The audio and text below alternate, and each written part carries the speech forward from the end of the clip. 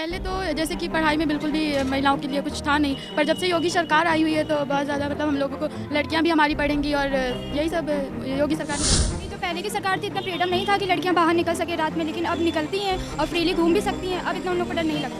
पहले की सरकारें भी करती थी, पर जो योगी सरकार ने किया वो नहीं करती। काफ़ी बेहतर हुई योगी सरकार के आने से, काफ़ी पहले हमारे यहाँ लड़कियों का बहुत शोषण होता था। जब से मोदी आया है योगी, सबसे थोड़ा सा रुका है। क्या शोषण होता? अरे यही बहुत ज़्यादा केस होते थे, मतलब दुष्कर्म टाइप के केस की बात, और क्राइम आप बता रही हैं कि छेड़खानी क्राइम वगैरह, तो वो कम हुए हैं। और क्या। आपकी भी बेटी है? हाँ। तो अब कुछ लगता है कि सुरक्षा का माहौल और क्या, पहले से बहुत बेहतर है। पहले से बहुत बेहतर है। अच्छा, इसके पहले योगी आदित्यनाथ के पहले यहाँ पर सरकार थी समाजवादी पार्टी की, उसके बारे में क्या कहेंगे? ठीक वो भी थी, लेकिन योगी ज़्यादा ठीक है। लालगंज का रहने वाला।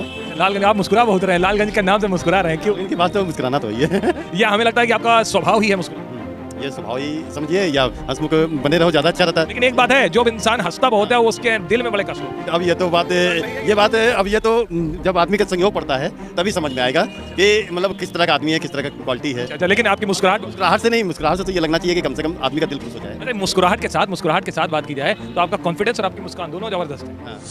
तो जो पिछली सरकारें रही हैं उनकी अगर तुलना की जाए तो चाहे योगी सरकार हो या मोदी सरकार हो, जनता के लिए, गरीब जनता के लिए जैसे राशन देना है, कॉलोनी वगैरह जो गरीबों को मिली है, और कहीं भेदभाव नहीं हुआ। मतलब अगर लोग कहते हैं कि सरकार मुस्लिमों की विरोधी है, ऐसा कुछ नहीं। राशन सबको मिला है, कॉलोनियाँ सबको मिली है, सड़क बन रहा है, सभी कुछ चल रहा है, बिजली मिल रही है, सभी को लाभ उठा रहा है, कहीं भेदभाव नहीं है। ये बताओ, ये मुस्लिम राष्ट्र था कब?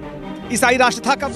मुझे लगता है कि जो मोदी सरकार कर रही है वो सही कर रही है। और देखिए, जो देश का राजा होता है उसका पढ़ा लिखा जरूरी नहीं है कि होना चाहिए। तो देश चलाने के लिए केवल आपको एक अच्छा डिसीजन लेने के लिए आपकी क्षमता होनी चाहिए। जो डिसीजन आप ले उस पर आप अड़े रहें। सुनो, घर में खाए के लाले हैं, ऊपर से कितने आतंकी पाले हैं, समझे? तो ऐसे हैं कि लोग कहते नहीं, जो बोएगा वही पाएगा, तेरा किया आगे आएगा। सुख दुख क्या सत्कर्मों का, जैसी करनी वैसी भरनी। जैसा उन्होंने किया पाकिस्तान ने, आज वैसा ही भर रहे हैं। एक रोटी के पीछे 10 लोग लड़ाई लड़ने के लिए तैयार है वहाँ पे। तो आज पाकिस्तान को आटा दाल का जो भाव मालूम होने वाली बात कही जाती थी, वो मुहावरा उसके ऊपर बहुत अच्छा चरितार्थ हो रहा है। ये जनता ये कह रही है, अभी एक विदेश मंत्री जी ने कहा था, एस जयशंकर जी ने, कि अगर जनता कहेगी तो आटे की मदद की जा सकती है पाकिस्तान। एक मिनट, कभी भी सांप को आप दूध पिलाएंगे, जब भी उसको मौका मिलेगा टसेगा जरूर, छोड़ेगा नहीं। इनको इनके हाल पे छोड़ दो, ये जिए या मरे, अपनी करनी का ये खुद सजा भोगे। इसके कौन का हुक्म दुख दाता, निजगत कर्म भोग सब खाता। TCL न्यूज़ इंडिया, देश के नाम। नमस्कार, बहुत बहुत स्वागत है आपका TCL न्यूज़ इंडिया में। मैं हूं अंकुर अस्थाना और इस वक्त मैं जहां खड़ा हुआ हूं वो बैसवारा है, लालगंज का, उत्तर प्रदेश के बैसवारा में मैं यहाँ हूँ। ये मार्केट एरिया है और हमारे साथ यहाँ पे कई सारे लोग मौजूद हैं। आपको दिख रहा होगा, कुछ लड़कियाँ हैं, बेटियाँ हैं और कुछ सीनियर सिटीजन भी हैं और महिलाएं भी हैं। मैं आज कुछ चीज़ों पर बातचीत करूँगा। बातचीत होगी 2024 में लोकसभा चुनाव है और उत्तर प्रदेश की कानून व्यवस्था के साथ साथ किस तरह का माहौल है। अब 2014 में प्रधानमंत्री नरेंद्र मोदी सत्ता में आए थे और अब तक काबिज हैं, तो क्या कानून व्यवस्था, शिक्षा के माहौल पर क्या कुछ परिवर्तन है, वो जानने की आज कोशिश करूंगा। तो यहाँ पर क्या नाम है आपका बेटा? अंजलि, क्या कर रही हो अभी आप? अभी तो 12th हो गया मेरा। 12th हो गया है, तो ग्रेजुएशन कर? Yes sir. अच्छा, ये बताना कि क्या इस सरकार में क्या स्थिति है, पहले और आज की तुलना की जाए तो क्या लगता है आपको महिलाओं के रिगार्डिंग? पहले तो जैसे कि पढ़ाई में बिल्कुल भी महिलाओं के लिए कुछ था नहीं, पर जब से योगी सरकार आई हुई है तो बहुत ज़्यादा मतलब हम लोगों को लड़कियां भी हमारी पढ़ेंगी और यही सब योगी सरकार ने बहुत ज़्यादा वो किया। पहले की सरकारें भी तो करती थी कि नहीं करती? करती थी, पहले की सरकारें भी करती थी, पर जो योगी सरकार ने किया वो नहीं करती थी। उन्होंने ये हर चीज़ मतलब पैसे भी के रिगार्डिंग भी सब कम करवाया है। तो आपका क्या नाम है भैया? सिया सिंह। अच्छा, तो अभी क्या कर रही हो, पढ़ाई कर रही हो? हाँ, 12th कंप्लीट हो चुका है और कंप्यूटर का कोर्स कर रहे हैं। कोर्स कर रही हो। अच्छा, ये बताओ कि इस कार्यकाल में, चाहे योगी आदित्यनाथ का शासनकाल हो, दोबारा वो सीएम बने हैं, महिला सुरक्षा में कहा जाता है कानून व्यवस्था बहुत बढ़िया है, मजबूत है। क्या महिला सुरक्षा में भी कानून व्यवस्था मजबूत रही है?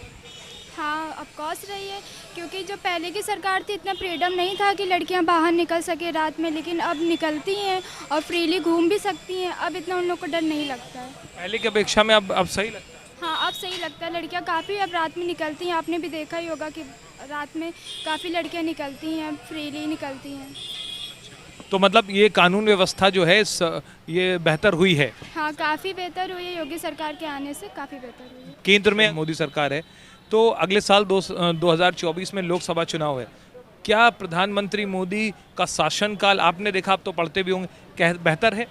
हाँ, बेहतर है। उन्होंने मतलब गरीबों के लिए भी काफ़ी फैसिलिटीज़ प्रोवाइड की है और अभी भी करते ही आ रहे हैं, तो इसका मतलब अच्छा ही है। कुछ बताएंगे ऐसा क्या हुआ?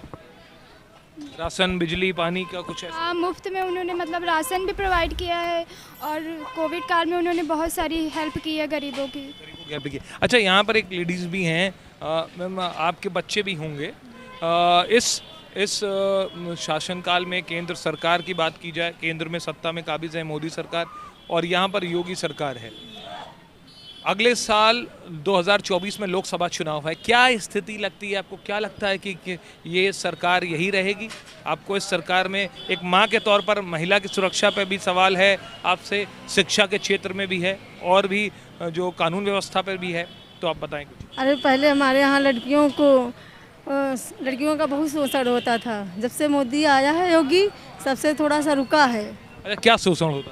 अरे यही बहुत ज़्यादा केस होते थे, मतलब दुष्कर्म टाइप के केस की बात, और क्राइम आप बता रही हैं कि छेड़खानी, क्राइम वगैरह, तो वो कम हुए हैं? हाँ, और क्या। आपकी भी बेटी है? हाँ। तो अब कुछ लगता है कि सुरक्षा का माहौल है? और क्या, पहले से बहुत बेहतर है। योगी ज़्यादा ठीक है कानून व्यवस्था पे और विकास के मामले में? विकास के मामले में भी सही है। उन्होंने गरीबों के लिए आवास कॉलोनियाँ मुहैया कराई है और यही सब है। अच्छा, कॉलोनियाँ करवाई हैं। अब जो बातचीत ये भी है कि सबसे बड़ा ये बात होता है कि किसी भी राज्य में सबसे अहम चीज़ें हैं, कई अहम चीज़ों में एक अहम चीज़ ये भी है महिला सुरक्षा, जिस पे सवाल खड़े हो जाते हैं। तो उस सुरक्षा के लिहाज से 100 में से आप योगी सरकार को कितने परसेंट देंगे? हम तो भैया 80% देंगे। अजय पांडे नाम है मेरा। अंकल, ये बताइएगा कि 2024 में लोकसभा चुनाव है, क्या स्थिति है? बैसवारा की भी बात करूंगा, यूपी की भी बात करूंगा और केंद्र में मोदी सरकार की भी बात करूंगा, क्या लगता है? देखो, जो पिछली सरकारें रही हैं उनकी अगर तुलना की जाए तो चाहे योगी सरकार हो या मोदी सरकार हो, जनता के लिए, गरीब जनता के लिए जैसे राशन देना है, कॉलोनी वगैरह जो गरीबों को मिली हैं, और कहीं भेदभाव नहीं हुआ है। मतलब अगर लोग कहते हैं कि सरकार मुस्लिमों की विरोधी है, ऐसा कुछ नहीं। राशन सबको मिला है, कॉलोनियाँ सबको मिली हैं, सड़क बन रहा है सभी को चल रहा है, बिजली मिल रही है सभी को लाभ उठा रहा है, ये तक कहीं भेदभाव नहीं है। तो इसलिए लगता है कि 2024 में एक बार मोदी फिर आने वाले हैं। अच्छा, एक डिग्री विवाद चल रहा होगा, आपको देख रहा होगा, डिग्री विवाद आप देख रहे होंगे। आम आदमी पार्टी बोल रही है मेरे नेताओं की हम डिग्री दिखा रहे हैं, मोदी सरकार डिग्री नहीं दिखा रही है। डिग्री दिखाने में दिक्कत क्या है? नहीं, डिग्री राजनीति में डिग्री का इशू नहीं होना चाहिए, क्योंकि राजनीति एक अनुभव और एक गरीब व्यक्ति का बच्चा भी राजनीति कर सकता है, उसमें डिग्री कहीं कोई अनुभव की आवश्यकता नहीं पड़ती। अगर हम समाज सेवा कर रहे हैं 10 साल से, हो सकता है एक अच्छा पढ़ा लिखा व्यक्ति उतना समाज में सेवा न कर सके, उतनी अच्छी राजनीति न कर सके। तो केजरीवाल ये कह रहे हैं प्रधानमंत्री को पढ़ा लिखा होना बहुत जरूरी है। वो बोल रहे हैं मोदी जी ऊट पटांग बयान देते हैं, बोलते हैं नाली की गैस से चूल्हा गैस कर देंगे, ये सब बयान देते हैं। देखो सर, जो हास्यास्पद लगता है। जो जिसकी दुकान जब बंद होने लगती है राजनीति में, तो कहीं ना कुछ मुद्दा लेके जरूर आएगा वो। जैसे अपने राहुल जी आते हैं इस समय, अभी ये अडानी मुद्दा भी आया साथ में, अभी 1-2 मुद्दे और आए हैं। तो कहीं ना कुछ मुद्दा, विपक्ष है तो कुछ ना कुछ मुद्दा लाएगा, नहीं मुद्दा लाएगा तो पब्लिक भी जाएगा कैसे वो। विपक्ष कहता है कि मोदी सरकार में सिर्फ हिंदू मुसलमान की बात है, धर्म के नाम पर बांटती है, और एक मुद्दा और उठ गया है हिंदू राष्ट्र की बात पे। तो विपक्ष कह रहा है बस उनका टारगेट यही है, धर्म में लड़ाई लड़वाना। ये धर्म की लड़ाई वाली जो बात है, ये तो पूर्णतः गलत है। ये धर्म की लड़ाई होती तो शायद हमारे हिंदुस्तान के अंदर जो मुख्य धारा है, मुख्य धारा में हिंदू भी जुड़ा है, मुसलमान भी जुड़ा है, सिख भी जुड़ा, ईसाई भी जुड़ा है। बात ये आती है ना कि हिंदू राष्ट्र बनने में दिक्कत क्या, ये बात बागेश्वर धाम सरकार महंत पंडित धीरेन्द्र शास्त्री कह रहे हैं। दिक्कत क्यों हो जाती है कि हम हिंदू राष्ट्र की बात करते हैं? ये बताओ, ये मुस्लिम राष्ट्र था कब, ईसाई राष्ट्र था कब? सब तो कह रहे हैं ये सेकुलर है, यहाँ पर सभी को धार्मिक आज़ादी। नहीं, वो सेकुलर सबको। अच्छा ये बताओ, किसको आज़ादी नहीं है? क्या वो नमाज नहीं पढ़ते? कि हम जय श्री राम नहीं कहते हैं? कि वो वाहे गुरु को नहीं मानते हैं? वो ईसा मसीह वाले गुड फ्राइडे नहीं मनाते हैं? किसी को कोई प्रतिबंध है? नहीं तो वो बागेश्वर बाबा कहते हैं हमारी यात्रा निकलती है रामनवमी की, वो हनुमान जन्मोत्सव की, वो पथराव हो जाता है। एक चीज़ बताएं आपको, हकीकत है समाज के अंदर शरारती तत्वों की कमी नहीं है। वो आपस में वैर मनुष्यता बढ़ाने के लिए कोई ना कोई ऐसी हरकत करते हैं कि जिसमें कि आपसी जो है तालमेल भाईचारा कहीं ना कहीं प्रभावित हो। यहाँ पर मेरे साथ एक यूथ भाई भी हैं। क्या नाम है भाई आपका? प्रयास नाम है। प्रयास, क्या कर रहे हो आप? अभी मैं पढ़ाई कर रहा हूँ, कौन किस में? एसएससी की तैयारी कर रहा हूँ। एसएससी की तैयारी जी। अच्छा, ताज़ा माहौल की बात करें, 2014 से ले लोकसभा चुनाव की मैं बात कर रहा हूँ, अगले साल लोकसभा चुनाव होंगे। 2014 से अब तक मोदी सरकार के क्या फैसले जो सही हैं, क्या फैसले जो लगे आपको कि हाँ इसमें खामियां हैं? देखिए, मुझे लगता है कि जो मोदी सरकार कर रही है वो सही कर रही है। और देखिए, जो देश का राजा होता है उसका पढ़ा लिखा जरूरी नहीं है कि होना चाहिए, ठीक है। तो मुझे लगता है देश चलाने के लिए केवल आपको एक अच्छा डिसीजन एक लेने के लिए आपकी क्षमता होनी चाहिए। जो डिसीजन आप ले उस पर आप अड़े रहें, ठीक है। आप जैसे कि हम लोग देख सकते हैं, अभी हम लोग फॉरेन नीति इस समय बहुत अच्छी चल रही है। पुराने समय में हम लोग की फॉरेन नीति बहुत गड़बड़ थी। इस समय हम लोग की आर्मी इतनी मजबूत हो चुकी है, जो कि बगल वाला देश है, हम लोग से एक बार आंख लड़ाने में दिक्कत होती है उससे। पिछले समय में क्या होता था कि अगर कुछ हो रहा है तो हम लोग पीछे हट जाते थे, लेकिन अब ऐसा नहीं है। अगला पीछे हटने को तैयार है, तो और हम लोग को क्या चाहिए? अच्छा, आपने ये सारी बात बताई, लेकिन कुछ अहम चीज़ें भी हैं, शिक्षा, विकास और उसके साथ साथ रोजगार की भी बात करेंगे। इन मामलों में सरकार के कदम आपको क्या लगता है? मुझे लगता है कि एक प्राइवेटाइजेशन जो हो रहा है, जो सरकार प्राइवेटाइजेशन कर रही है, वो बहुत ही अच्छी सोच है इसकी। क्या है कि आज के युग में सबको यही लगता है कि सरकारी नौकरी जो है वही सबको करनी चाहिए। जो युवा है सब एक तरफ से सरकारी नौकरी की तरफ भाग रहा है। अगर सरकारी नौकरी अगर नहीं रहेगी तो सबको समान अधिकार हो जाएगा, कोई भागेगा नहीं, सब जो कर रहे हैं वो उसमें खुश हो जाएंगे। तो मुझे लगता है जो प्राइवेटाइजेशन कर रही है वो बहुत अच्छा है, सबके लिए अच्छा है, वो सबके लिए अच्छा है। नहीं, कहीं सवाल ये होते हैं कि लोग कहते हैं इस सरकार में महंगाई बहुत बढ़ गई, इस सरकार में लोग बोलते हैं, विपक्ष बोलता है इस सरकार में महंगाई बढ़ा दी गई है, आम आदमी के लिए गैस सिलेंडर के दाम बढ़ चुके हैं, बहुत सारी समस्याएं गिनाते हैं वो। भाई देखिए, अगर हाथी अगर हम लोग खरीदेंगे तो उसको पालना भी तो मुश्किल ही है भाई। अगर हाथी अगर कोई खरीद रहा है तो उसको पालना भी तो उतना दिक्कत करेगा ना।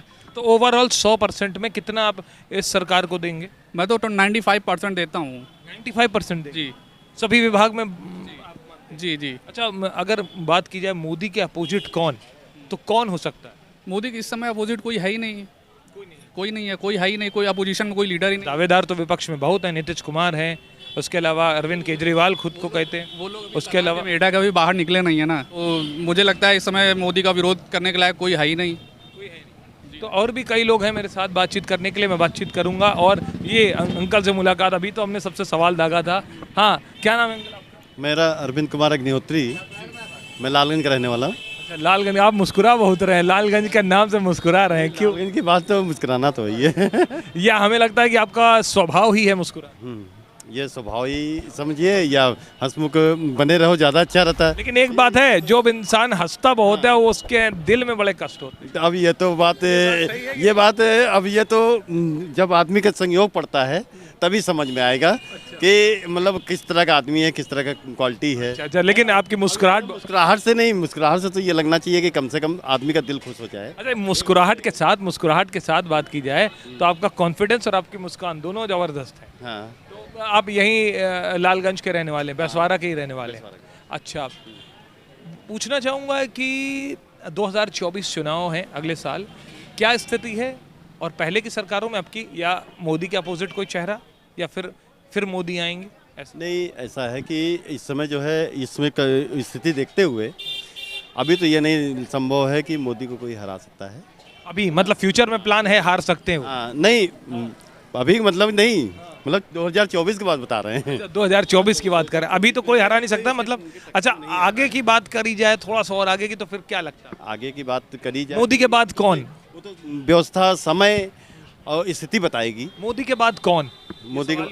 मोदी के बाद कौन, ये तो आने वाले ऐसा भी नहीं कोई कह सकता है। कौन बता दीजिए, कुछ तो चेहरा आ जाए। अमित शाह या योगी आदित्यनाथ, या फिर कोई और चेहरा, केजरीवाल, नीतीश कुमार, ममता बनर्जी वगैरह तो नहीं आएंगी, है ना?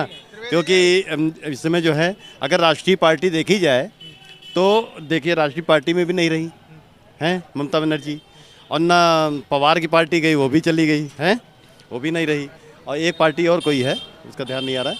बाकी देखिए केजरीवाल की और ये कांग्रेस की पार्टी जो चल रही है उसकी स्थिति देख ही रहे हैं। अच्छा एक बात है उसका नेतृत्व ही अच्छा नहीं चल पा रहा है। अच्छा एक चीज़ और पूछना चाहूँगा, राहुल गांधी की सदस्यता चली गई, इस पे मोदी सरकार पर विपक्ष ने तगड़ा हमला बोला भाई राहुल गांधी को जानबूझ कर, वो एक दहाड़ रहे थे संसद के अंदर, वो दहाड़ते थे, मोदी सरकार की हिम्मत नहीं होती थी, इसलिए उनको सदस्यता से निकाल दिया गया। नहीं ऐसी कोई बात नहीं है, वो तो दहाड़ने क्या स्थिति तब भी समझ में आ रही थी, कौन दहाड़ता है कौन नहीं दहाड़ता है, हैं? वो तो अपनी स्थिति को लेके ही वो अपने। अच्छा कांग्रेस की बात कर लीजिए, लोकसभा में कांग्रेस क्या दिख रही है? कांग्रेस क्या करेगी? क्या स्तर रहता है आपको, कांग्रेस क्या टक्कर दे पाती है या फिर? मैं आपके प्रश्न के उत्तर से पहले अपना प्रश्न रखता हूं कि मैं अपने क्षेत्र की बात पहले करता हूं।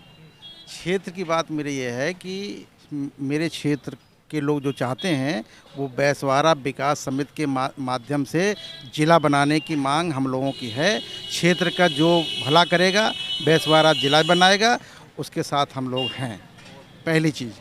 अच्छा एक चीज़ बात मैं बढ़ूँगा, यहाँ सुरेंद्र जी हैं पूर्व विधायक, उन्होंने मुझे बताया, पूर्व विधायक रहे निर्दलीय, वो जीते थे, उन्होंने बोला कि मैंने बात की योगी आदित्यनाथ से, उन योगी आदित्यनाथ जी से बात हुई, उनका मैं इस पर विचार करूंगा। क्या उम्मीद है, जो आपने अभी सवाल किया था? देखिए आप उन्होंने जो योगी आदित्यनाथ मुख्यमंत्री जी हैं, उन्होंने जब बात कही है तो कुछ ना कुछ सोच के कहा होगा, तो ऐसे तो कोई इतना बड़े पद वाला व्यक्ति, इतने बड़ा व्यक्तित्व वाला पद ऐसे तो कहेगा नहीं, तो क्या बात आगे होगी वो तो सामने आएगी, अभी नहीं आएगी। फिर बात यही है, हमारा सवाल था कि ये वो उस पर विचार होगा, उस पर बात होगी। बात ये है कि आपको अगर ये दोनों टक्कर की बात की जाए 2024 में भाजपा और कांग्रेस या फिर अन्य में, तो क्या स्थिति आपको लगती है? देखिए ऐसा है, क्षेत्र के लोग हैं पुराने कांग्रेसी हैं, भावना के प्रति अगर कांग्रेस परिवार से सोनिया जी खड़ी होती हैं तो सहानुभूति के माध्यम से उनको वोट मिलेगा और हो सकता है वो जीत भी जाए, सोनिया जी फिर जीत सकते हैं। लेकिन क्षेत्र में जनता का विश्वास अधिकतर जनता पार्टी के प्रति है, मोदी योगी के प्रति है, और आगे 24 में भी पूरे प्रदेश में भावना लोगों की यही हो रही है कि सरकार इन्हीं की आनी है, बीजेपी की आनी है। तो मतलब हर तरफ मैं जहाँ पे भी जाता हूँ, बातचीत करता हूँ, सब तरफ बीजेपी की ही बात हो रही है। सब बोल रहे हैं कि अगर कहीं कहीं ये भी बात होती है कि थोड़ा महंगाई पे कंट्रोल हो जाए तो और बेहतर है, लेकिन कुछ लोग ये भी कहते हैं कि हाथी को पाला है तो हम सब चीज़ झेलने को तैयार है। उनका मतलब है मुझे पाकिस्तान की यही स्थिति चाहिए, पाकिस्तान और दुश्मन देशों को जो भारत से जलता आया है उसके जो हालत है उस पर बड़ा उनको मज़ा आता है जनता को, कि जो सरकार एक्शन ले रही हो। इस पर आप क्या कहेंगे? भाई अपने भारत की बात किया जाए तो इनका जो मोदी और योगी का नेतृत्व है ये बहुत सुंदर है। हाँ, महंगाई, आपकी जो महंगाई का प्रश्न उठाया है तो महंगाई सिलेंडर वगैरह की बढ़ा दी है, काफ़ी बढ़ा दी है, ये थोड़ा कम होनी चाहिए, ये आधे रेट पर आनी चाहिए। रहा पाकिस्तान का मुद्दा, तो आपको वो देश अलग है, उनका अपना सिस्टम है, अपनी सरकार है, उनका अपना। वहाँ के लोग तो कह रहे हैं कि हमको हिंदुस्तान में मिला लेना चाहिए, वहाँ के लोग कह रहे हैं हमने 1947 में गलती कर दी हमारे पूर्वजों ने, आज हमको पता चल रहा है कि हमें भारत के साथ होना चाहिए। हाँ, तो इसमें जो है वो कह रहे हैं तो उनको अब समझ जागरूकता आई, उनमें समझ में आया कि हमारे साथ यहाँ पे कितना खेल हुआ। यहाँ कश्मीर के नाम पे इन्होंने कश्मीर के नाम पे उन्होंने कितना छला वहाँ के नेताओं ने। वहाँ के लोग तो कहते हैं मेरा प्रधानमंत्री मोदी बने। जब उनको रोटी और दाल का भाव पता लगा कि अब हमारे पास हमको नहीं खाने को मिल रहा है, तब उनको हिंदुस्तान याद आया। हाँ, तभी स्थिति समझ में। पहले तो वहाँ के लोग हिकड़ी दिखाते थे कि हमारे पास लेकिन घर में खाए के लाले हैं, ऊपर से कितने आतंकी पाले हैं, समझे? तो ऐसे हैं कि लोग कहते नहीं जो बोएगा वही पाएगा, तेरा किया आगे आएगा, सुख दुख क्या सत्कर्मों का जैसी करनी वैसी भरनी।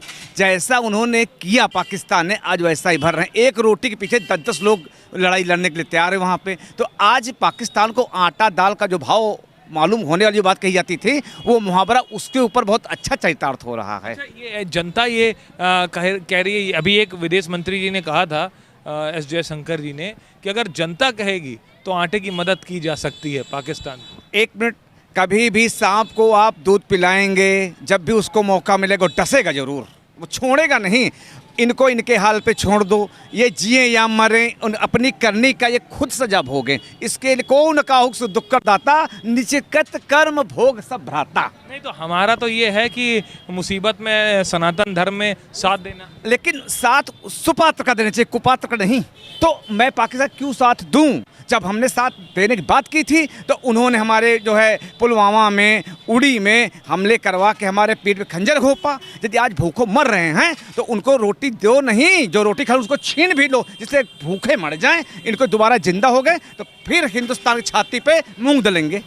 अच्छा, ये आप बड़े जोशीले अंदाज में दिख रहे हैं, तो जोश का सवाल रख लेंगे। बागेश्वर बाबा कह रहे हैं कि हिंदू राष्ट्र की बात हो रही है, तो कुछ लोग विपक्ष कह रहे हैं हिंदू राष्ट्र में कह रहे हैं हिंदू राष्ट्र बन नहीं सकता, ओवैसी कह रहे हैं ऐसा संभव ही नहीं है, संविधान को ताक पे रख देंगे। बागेश्वर बाबा कह रहे हैं कि 1947 में जब धर्म के नाम पर एक देश अलग हुआ तो हमें भी हिंदू राष्ट्र बनाना चाहिए, जो हमें पहले मांगना चाहिए वो हम मांग रहे हैं। ये हिंदुस्तान है, यहाँ पे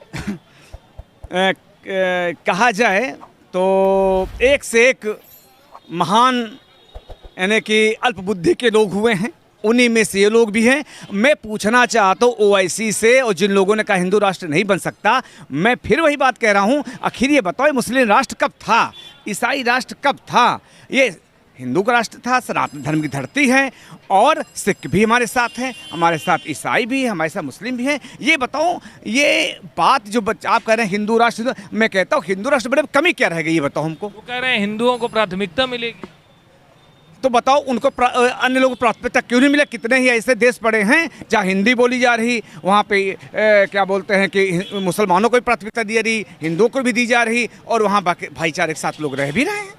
योगी आदित्यनाथ ने भी कहा कि जब सवाल हुआ उनसे कि बागेश्वर धाम सरकार के हिंदू राष्ट्र के मुद्दे पर आप क्या कहेंगे, तो उन्होंने कहा कहना क्या है, वो तो हिंदू राष्ट्र भारत है ही और हमेशा रहेगा।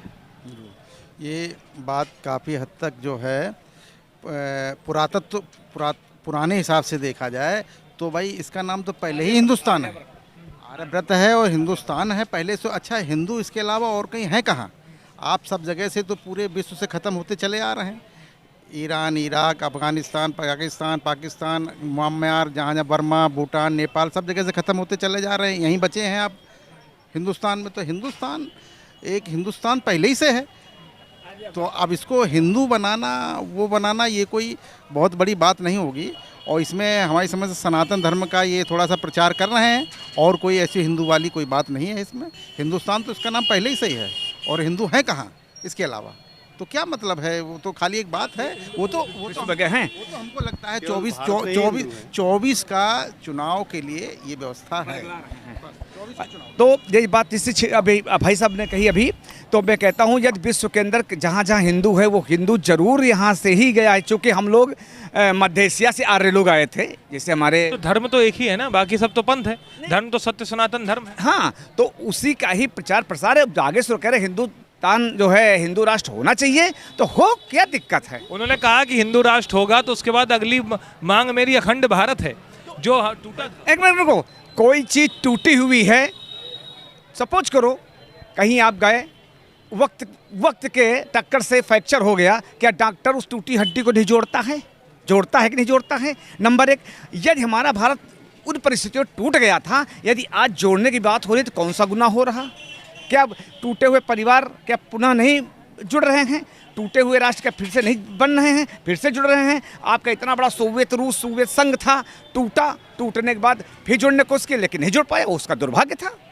अच्छा, आपको पहले की स्थिति से बात किया जाए, पाकिस्तान की भी स्थिति खराब है, एशिया श्रीलंका की खराब है, चीन अब बोल नहीं पा रहा है, उसकी भी स्थिति खराब है, अब एशिया में उभरता हुआ भारत लग रहा है, ये फीलिंग कैसा देता है? ये हम कभी विश्व गुरु थे और आज विश्व गुरु हैं, आगे विश्व गुरु रहेंगे। एक लास्ट सवाल जाते जाते, वेस्टन चर्चिल ने कहा था जब इनको देश में आज़ाद कैसे किया जा सकता है, ये केवल गुलामी कर सकते हैं, ये केवल गुलामी कर सकते हैं, भारत के लिए कहा था। विंस्टन चर्चिल ने। आज स्थिति ये हुई है कि ब्रिटेन के जो पीएम हैं वो ऋषि सुनक हैं, एक भारतीय, और उनके नाम में ही ऋषि परंपरा जुड़ी है। कैसा फील होता है? एक ये बताओ, यदि आपके सामने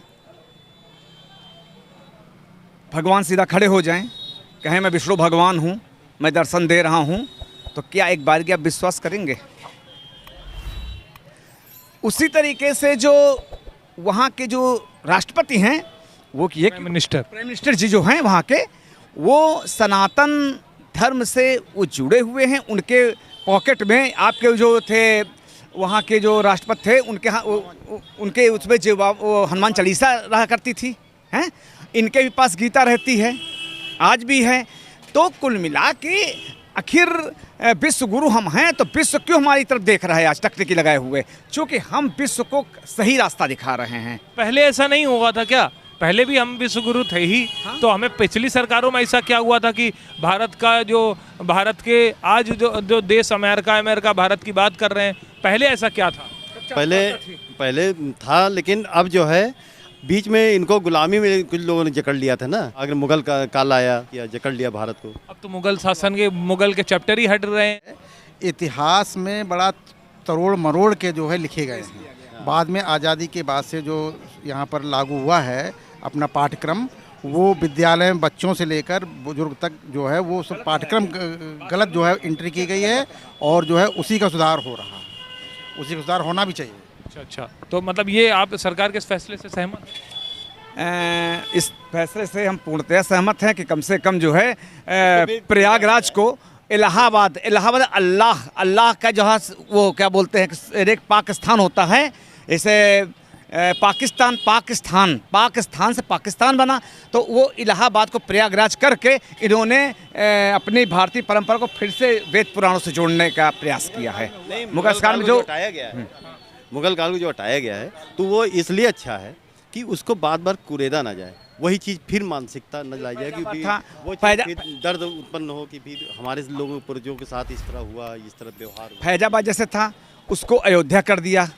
अयोध्या, ये फैजाबाद जब हुआ, जब मुगल पीरियड आया, तभी फैजाबाद, जौनपुर, बड़े बड़े शहर ऐसे हुए जिनको इनके मुगल लोगों ने अपने ही बुजुर्गों या उनके नाम पे जो है कर दिया था। तो ठीक उस समय कर दिया था, उस समय उनका दौर था, उन्होंने भैया वो उस समय उसका दौर था, तो उन्होंने जो है किया। लेकिन अब दौर बदल चुका है, तो जब दौर बदल चुका है तो उसको पूर्व की भांति पुनः वंशमोर फिर से जो है वही नाम जो है रखे आ रही है सामने वर्ग के। इन्होंने देश भर में नाम तो परिवर्तित किए, मुगल शासन में नाम तो परिवर्तित किए, लेकिन एक नाम परिवर्तित नहीं कर पाए। वो उसका नाम था अयोध्या, जिसको युद्ध करके भी ना जीता जा सके, वो अयोध्या है। उस नाम को ये परिवर्तित नहीं कर पाए। अच्छा, एक बात और आई है कि सुनने में आया कि औरंगजेब ने मंदिर और स्कूल तोड़ने के आदेश दिए थे। अब इस वक्त एक नोट निकल के आ रहा है, आप लोगों ने सुना ये? हम जब छोटे थे तो हमने ये बात सुनी थी अपने बाबाओं से, अपने फादरों से, कि औरंगजेब ने, जैसे मैं मथुरा वृंदावन का रहने वाला हूँ, तो मेरे बगल में गोविंद देव जी का मंदिर है, उसमें मेरे बाबा बताते रहते थे कि ये बेटे 7 मंजिल था, इसको जो है औरंगजेब ने 3 मंजिल तोड़वा दिया। क्यों? हमने पूछा क्यों तोड़वा दिया, तो उन्होंने बताया इसकी रोशनी इसके ऊपर 52 घी का दिया जलता था, और 52 घी उसकी रोशनी दिए की दिल्ली में दिखाई पड़ती थी। तो उसने कहा ये रोशनी कहाँ से आती है, तो उसने बताया कि ये जो है मथुरा से आती है, और वृंदावन में एक मंदिर है गोविंद देव जी का, वहाँ से आती है। तो उन्होंने अपने सैनिकों को आदेश देकर उसको 3 मंजिल तोड़वा दिया, और वो अब भी उसी तरीके से है, उसका प्रमाण देखा जा सकता है। तो बहुत प्रमाण तो अभी भी खुलना है, जहाँ पे खोज हो रही है, पुरातत्व लोग देख रहे हैं, तो वहाँ पे तो प्रमाण ऑटोमेटिक मिल जाता है। कहीं अपने मंदिर के अवशेष मिल जाते हैं, कहीं मूर्तियों के अवशेष मिल जाते हैं, कहीं कुछ ना कुछ तो मिल ही जाता है। तो इसकी वजह से ये तो वही की तोड़वाया गया है। तो हम बिल्कुल बात रख रहे हैं। चलते चलते हम यही कहेंगे कि गवर्नमेंट जो भाजपा सरकार है ये सहानुभूतिपूर्वक हमारे जो कर्मचारीगण हैं इनके पुरानी पेंशन बहाली के लिए ज़रूर कुछ करे तो शायद इसमें 4 चांद लग जाएंगे। तो एक और भारतवर्ष को ये फिर से बनाने की कोशिश करें, जो भी राष्ट्र छूट जो राष्ट्र अलग हो गए हैं उनको भी मिलाने की बात करें। तो देखिए तमाम राय रखी है बैसवारा के लोगों ने, स्थानीय लोगों ने। आपको इस वीडियो पर क्या लगता है? ये वीडियो, इनकी राय आपको पसंद आती है तो वीडियो को शेयर कीजिए, ज़्यादा से ज़्यादा वीडियो को शेयर करिएगा ताकि ये सूचना और आगे तक पहुंचती जाए और लोगों को ये पता चल पाए। बने रहिए डीसीएल न्यूज़ के साथ, देखते रहिए ताज़ा तरीन खबरें। फिर किसी चर्चा के साथ हाजिर होंगे। ज़्यादा